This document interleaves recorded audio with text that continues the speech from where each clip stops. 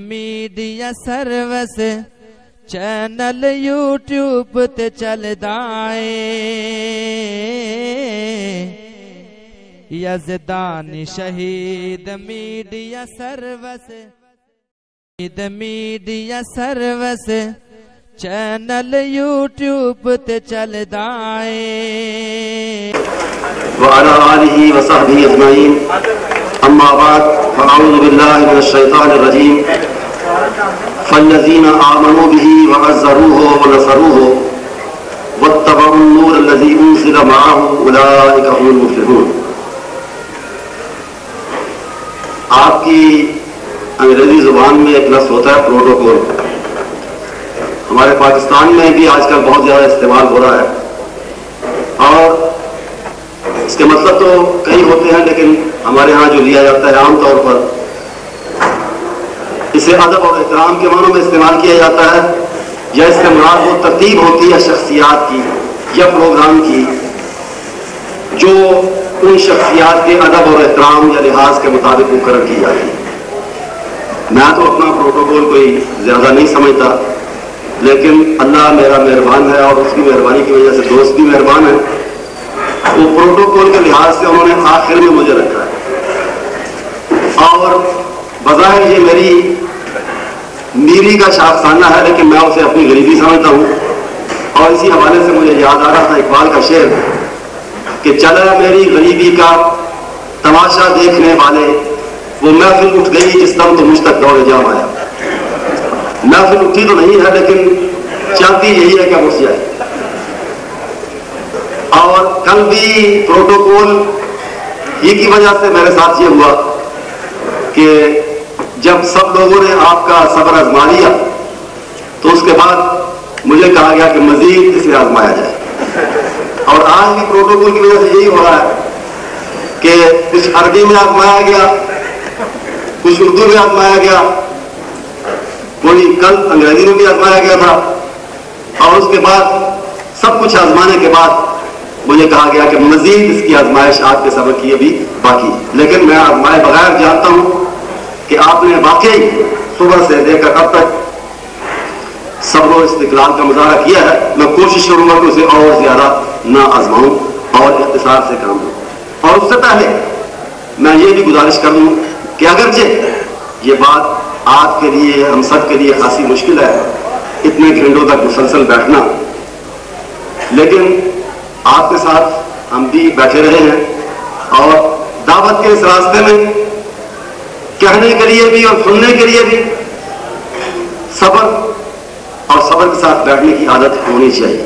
اس حوالے سے میں آپ کی خدمت میں یہ گزارش کروں گا کہ اے شمع تجھ پہ رات یہ بھاری ہے جس طرح، اے شمع تجھ پہ رات یہ بھاری ہے جس طرح ہم نے تمام عمر گزاری ہے اس طرح۔ آیت کریمہ جو میں نے آپ کے سامنے ابھی پڑھی ہے، اس میں صحابہ کرام رضوان اللہ علیہم اجمعین کے بارے میں اللہ نے ارشاد فرمایا ہے کہ فالذین آمنوا بہ وعزروہ ونصروہ واتبعوا النور الذی انزل معہ اولئک هم المفلحون۔ صحابہ کا تذکرہ آج میں اس لیے کرنا چاہتا ہوں کہ یہ کانفرنس مرکزی جمعیت اہل حدیث برطانیہ کی کانفرنس ہے، اہل حدیث کی کانفرنس ہے، اور میں یہ سمجھتا ہوں کہ ہماری تاریخ کے پہلے اہل حدیث نبی اکرم صلی اللہ علیہ وسلم کے صحابہ تھے، اور آج بھی انہی کے زندگی کے طریقے، انہی کے روشن کی ہوئی شمع اور مشعلیں ہمارے لیے ہدایت کا سامان ہے۔ انہوں نے اپنی عظمت کے جو رکوز چھوڑے ہیں تاریخ کے اندر، انہیں اگر ہم اپنے سامنے رکھیں، ان سے تھوڑا سا اقتباس سے نور کرنے کی کوشش کریں، ان سے تھوڑی سی روشنی حاصل کرنے کی کوشش کریں، تو اب ہماری زندگی میں بھی اگر اس پیمانے کا نہیں جس پیمانے کا ان کی زندگیوں کے اندر انقلاب آیا، اس پیمانے کا اگر نہیں تو کسی نہ کسی طور، کسی نہ کسی انداز میں ہماری زندگی بھی بدل سکتی ہے۔ اور خاص طور پہ جب ہم نے یہ دعویٰ کیا، اہل حدیث کی حیثیت سے ہم نے دعویٰ کیا کہ ہم نبی اکرم صلی اللہ علیہ وسلم کے نام لیوا ہیں اور ابھی ہمارے دوستوں نے کہا, عزیز محترم حافظ مفتی الرحمان صاحب نے کہا, دوسرے دوستوں نے کہا, اور اس سے پہلے بھی یہ حدیث اسٹیج سے آپ سنتے رہتے کہ ہمارے پاس تو اللہ کی کتاب ہے, نبی اکرم صلی اللہ علیہ وسلم کا فرمان ہے, آپ کا اسوہ ہے, آپ کی سیرت ہے, آپ کا نمونہ ہے.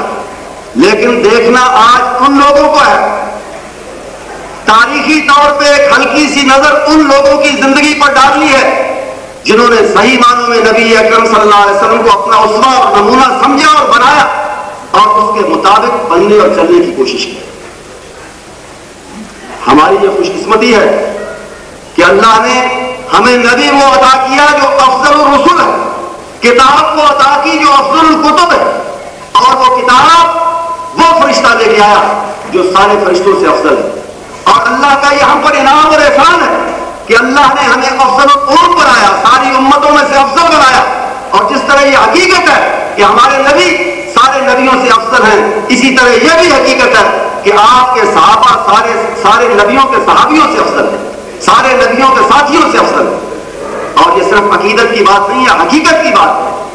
آپ دیکھتے ہیں قرآن حکیم حضرت موسیٰ علی نبینا علیہ الصلوۃ والتسلیم کے ساتھیوں کے بارے میں بیان کرتا ہے کہ حضرت موسیٰ ان سے کہتے ہیں یہ شہر بیت المقدس کا تمہارے لیے مقدر ہو چکا, تم فتح کرو گے, میں پیش گوئی کرتا ہوں, میں اعلان کرتا ہوں تم فتح کرو گے, صرف جہاد کرو اور جہاد کے راستے پہنچتے ہوئے اس پر فتح حاصل کرو.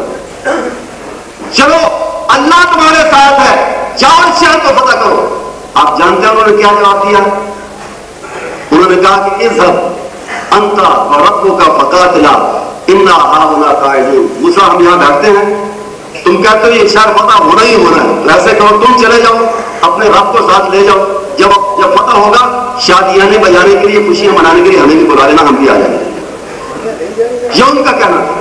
اور حضرت عیسیٰ علیہ السلام و تسلیم جو خود ایک بہت جلیل القدر پیغمبر ہے اللہ کے, ان کے ساتھیوں کا آج کی بائبل جو احوال بتلاتی ہے وہ کیا ہے کہ بڑی محنت کے بعد, بڑی کوشش کے بعد 12 جانثار 12 پروانے جمع ہوئے, اور ان میں سے ایک ایسا تھا جس نے اس زمانے کے 30 روپوں میں, صرف 30 سکوں میں اپنے آقا و مولا کو بیچ دیا کہ جاؤ 30 روپے مجھے دے دو اور بے شک اسے جا کے پھانسی پہ چڑھا. اللہ نے بچا لیا. ہمارا عقیدہ پھانسی نہیں ہوئی, سلیب نہیں ہوئی, لیکن ان کے کہنے کے مطابق سلیب کے لیے حوالے کیا دشمنوں کے صرف 30 روپے دے کر. اور ہمارے آقا کے, ہمارے مولا کے ساتھی کیسے ہیں کہ جب بدر کی لڑائی کے موقع پہ حضرت نبی اکرم صلی اللہ علیہ وسلم نے مشورہ کیا شہر کے اندر رہ کے دشمن کا انتظار کرنا ہے یا باہر نکل کے ان سے لڑنا ہے, کیا جواب دیا انہوں نے کہ واللہ لو استعرضت بنا هذا البحر لفزناه معك ما تخلف منا رجل واحد. اللہ کے نبی آپ دشمن سے لڑنے کی بات کرتے ہیں, آپ ہمیں حکم دیں, ہم بلا تعامل سمندر کے اندر چھلانگے لگانے کے لیے تیار ہیں, ہم آگ کے اندر کودنے کے لیے تیار ہیں, آپ میں حکم کی دیر. یہ ہے ہمارے نبی کے ساتھی. اور پھر مقام کیا ملا کہ اسی دنیا میں اللہ نے اعلان عام کیا کہ رضی اللہ عنہم ورضوا عنہ, اللہ نے اپنی خوشنودی کا سرٹیفکیٹ اور پروانہ, اللہ نے اپنی خوشنودی کی سند ان صحابہ کرام کو عطا فرمائی. اور اسی عظمت کے پیش نظر اللہ کے نبی علیہ الصلوۃ والتسلیم نے کہا کہ اللہ فی اصحابی لا تتخذوهم بعدی غرضا فمن احبهم فبحبی احبهم ومن ابغضهم فببغضی ابغضهم. کہ دیکھنا قیامت تک آنے والے میرے امتیوں اور مسلمانوں میرے صحابہ کی, میرے ساتھیوں کی عزت اور احترام کرنا. اور ساتھ ہی آپ نے بتلایا جو ان سے محبت رکھے گا وہ اس بات کا ثبوت ہوگا کہ اسے میری ذات کے ساتھ پیار اور محبت ہے, اور جو ان کے ساتھ عداوت اور بغض رکھے گا, حسد رکھے گا, وہ اس بات کا ثبوت ہوگا کہ در حقیقت وہ مجھ سے بغض رکھتا ہے, مجھ سے عداوت رکھتا ہے, مجھ سے دشمنی رکھتا ہے. اور اسی لیے آپ نے یہ بھی ارشاد فرمایا کہ لو ان احدکم انفق مثل احد ذهب ما بلغ مد احدهم ولا نصیفا. تم میں سے کوئی قیامت تک آنے والے مسلمانوں میں سے اگر سونے کا پہاڑ بھی اللہ کی راہ میں خرچ کر دے, پھر بھی وہ اس مقام تک نہیں پہنچ سکے گا جہاں میرا ایک صحابی معمولی خرچ کر کے پہنچا. یہ رتبہ بلند ملا جس کو مل گیا. لیکن اللہ رتبے اور مرتبے دیتا ہے اپنی مرضی سے, لیکن اس مرضی کے پیچھے کچھ حکمت بھی ہوتی ہے, کچھ وجوہات بھی ہوتی ہے. سوچنا یہ ہے آج کی اس مختصر سے وقت میں, سوچنا یہ ہے وہ کون سی وجوہات تھی, یا دوسرے لفظوں میں صحابہ کی وہ کون سی خصوصیات تھی جن کی وجہ سے انہیں یہ مرتبہ بلند ملا. اور اس سوال کا جواب اسی آیت کریمہ کے اندر موجود ہے جو میں نے پڑھی تھی کہ فالذین آمنوا بہ وعزروہ ونصروہ واتبعوا النور الذی انزل معہ اولئک هم المفلحون. چار چیزیں اختصار سے بیان کروں گا, چار چیزیں اس آیت کریمہ کے اندر گنی گئی ہیں جو صحابہ کے اندر موجود تھی اور جن کی وجہ سے صحابہ بنے, جن کی وجہ سے انہیں یہ مقام اور مرتبہ بلند ملا, اور جن کی وجہ سے ان کی بخشش ہوئی, اور جن کی وجہ سے انہیں خوشنودی خدا کا سرٹیفکیٹ ملا. وہ چار یہ وجوہات ہیں جو اس آیت میں بیان کی گئی. فالذین آمنوا بہ, سب سے پہلی ایمان کامل, مضبوط ایمان, صحیح اور درست ایمان, ایسا ایمان جو ابو بکر و علی رضی اللہ تعالیٰ عنہ کو یہ کہنے پہ آمادہ کرتا ہے. دونوں کا ملتا جلتا قول تاریخ کے اندر ملتا ہے, دونوں یہ کہتے ہیں اور اپنی نہیں بہت سے اور سب صحابہ کی ترجمانی کرتے ہوئے کہتے ہیں کہ لو کشف الغطاء مزددت یقینا. آج ہم بن دیکھے اللہ پر اور اس کی بتائی ہوئی دوسری غیبی حقیقتوں پر ایمان رکھتے ہیں. اور حضرت ابو بکر اور علی اور دوسرے صحابہ کہتے ہیں آج اگر ہماری آنکھوں کے سامنے سے پردہ ہٹا دیا جائے, اپنی آنکھوں سے اپنے اللہ کو آج اسی دنیا میں دیکھ لیں, جنت اور دوزخ کو دیکھ لیں, سب کچھ دیکھ لیں جو کل آنے والا ہے, کہتے ہیں پھر بھی ہمارے ایمان میں کوئی اضافہ نہیں ہوگا, کوئی زیادتی نہیں ہوگی. کیوں نہیں ہوگا؟ کیوں؟ اس لیے تو کل ہی اپنے نقطہ کے بعد کو پہنچا ہوا ہے, کل ہی کلائمیکس کو پہنچا ہوا ہے.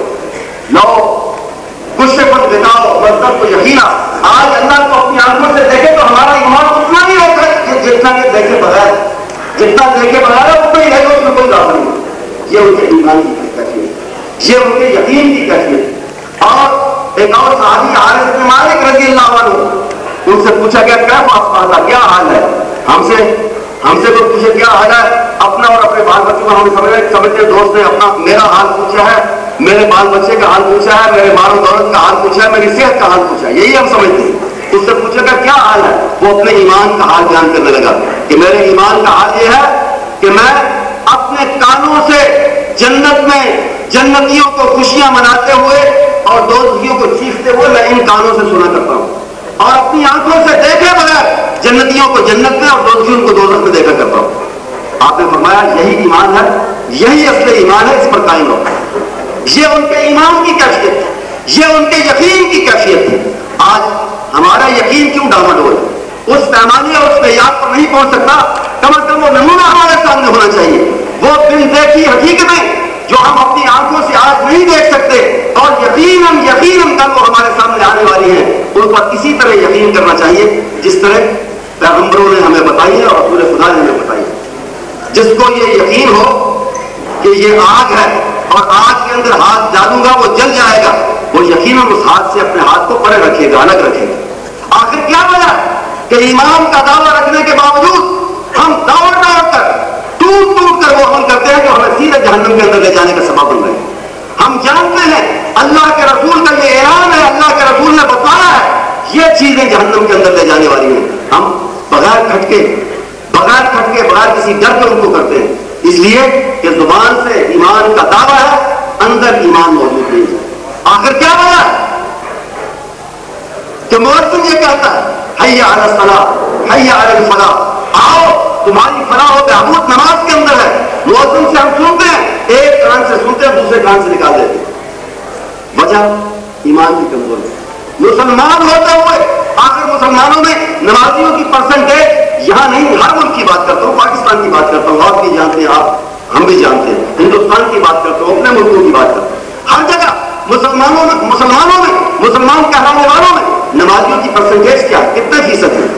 100 میں سے کتنے آدمی نماز پڑھتے ہیں, کتنے ریگولرلی اور باقاعدہ پڑھتے ہیں؟ اس بات کے باوجود کہ مؤذن 5 دفعہ اعلان کرتا ہے ہر مسجد میں کہ فلاں نماز کے اندر ہے, صلاۃ کے اندر ہے, اس کے باوجود ہم اس سے غافل ہیں. آخر کیا وجہ کہ اللہ کے نبی تو یہ فرماتے ہیں کہ الصدق ینجی والکذب یہلک, سچ نجات دیتا ہے, جھوٹ ہلاک کرتا ہے. ایمان کی بات تو یہ تھی, لیکن ہمارا ایمان یہ ہے, ہمارا یقین یہ ہے کہ جھوٹ झूठ बचें, झूठ बोलेंगे तो बचेंगे, झूठ बोलेंगे तो कारोबार तरक्की करेगा, झूठ बोलेंगे तो फिर दुनिया के अंदर और मुआशरे के अंदर जी सकेंगे। ये ईमान वालों की बातें नहीं है। ईमान वालों की बात यह थी कि देखे बगैर वो हकीकतों पर इतना यकीन करना और फिर उस यकीन के मुताबिक अपने आप को बनाना, अपनी जिंदगी को बनाना, अपने अमल को बनाना, ये ईमान वालों की बात है। इख्तिसार के बाद के पेश नजर आगे चलता हूँ। दूसरी खुसूसियत जो कुरान पाक में और इस आयत करीमा ने बयान की वो क्या है? फल्लज़ीना आमनू बिही वअज़्ज़रूहु। दूसरी बात जो सहाबा के अंदर थी, दूसरी चीज जिसने सहाबा को सहाबा बनाया और आज हर मुसलमान के लिए बिलाऊं और अहले हदीस के लिए बिलखुसूस वो नमूना होना चाहिए सामने, वो मिसाल होनी चाहिए सामने।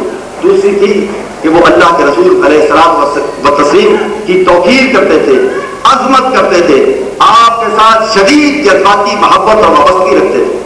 दावा भी करते हैं, बरेलवी भी करता है, देवबंदी भी करता है, अहले हदीस भी करता है, शिया भी करता है कि वो मुहिब रसूल है।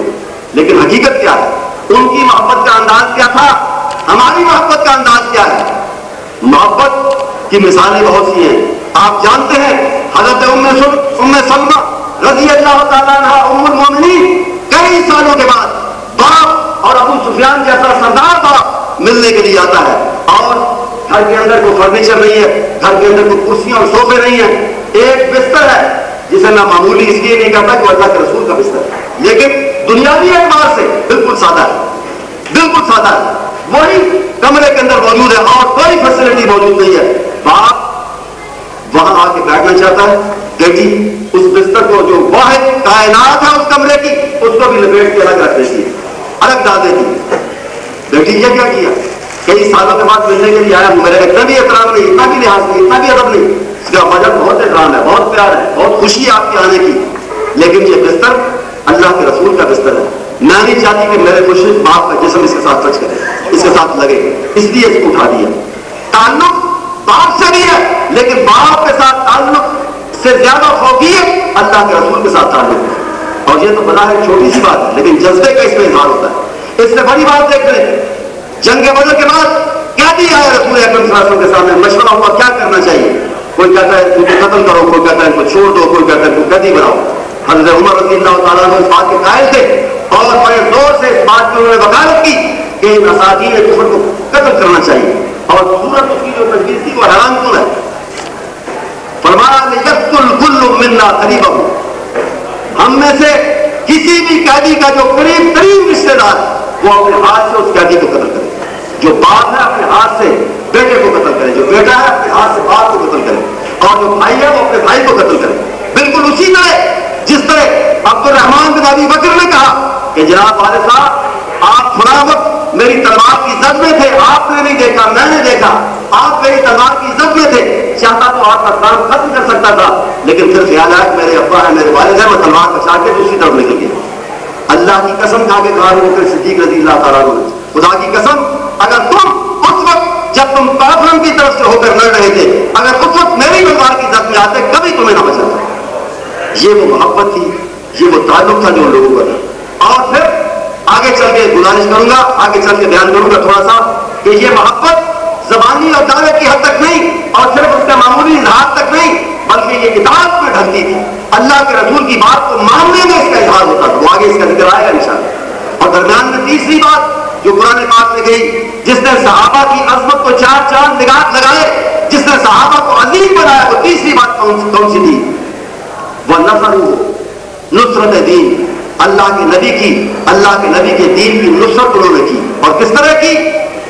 अपनी जान को हथेली पर रखकर, अपने माल की कुर्बानी देकर, अपनी जिंदगियों की कुर्बानी देकर उन्होंने अल्लाह के दीन की नुसरत की। हमसे तो मुतालबा बड़ा थोड़ा है, हमसे तो बड़ा थोड़ा मुतालबा है आज दीन का।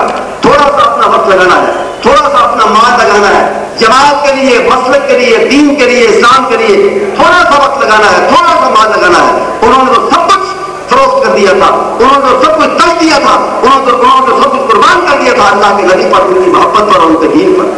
और मैदान जिहाद में किस तरह शौक और दौक से निकलते थे नुसरत दीन के लिए, जान को हथेली पर रख कर निकलते थे।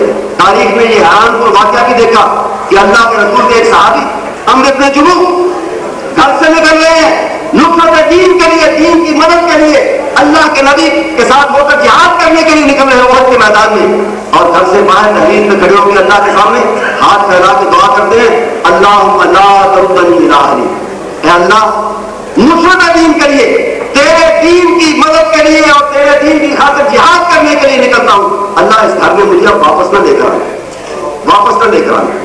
میدان جہاد میں شہادت نصیب ہوئی, اور جب شہادت کے بعد لوگوں نے نعش کو, لاش مبارک کو اونٹنی پر رکھ کر مدینے کی طرف دفنانے کے لیے لانا چاہا تو اونٹنی نے 2 قدم چلنے سے بھی انکار کر دیا.